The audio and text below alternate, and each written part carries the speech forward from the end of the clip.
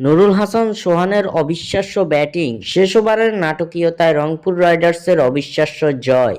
Tamim Iqbal জড়ালেন হাতাহাতিতে। Fortune Barishal বনাম রংপুর রাইডার্সের মধ্যকার টানটান উত্তেজনাপূর্ণ ম্যাচ। সেই ম্যাচের নাটকীয়তা হবে না তা কি করে হয়? তবে অভিজ্ঞ সিনিয়র খেলোয়াড় তামিম ইকবালের এমন ব্যবহার হয়তো কারো কাম্য নয়। ফরচুন বরিশালের হয়ে শেষ ওভার করেছেন কাইল মায়ার্স। জয়ের জন্য রংপুরের দরকার ছিল ২৬ রান।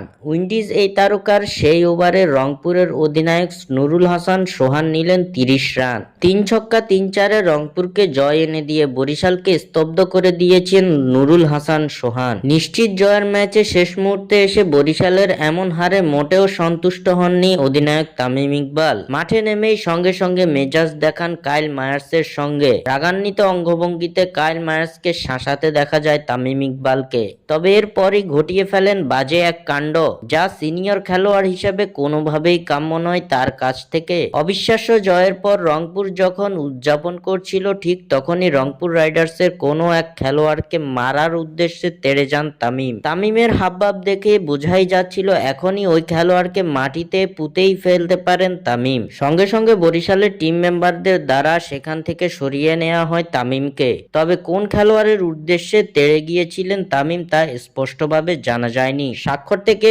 সাদবিন ইসলাম।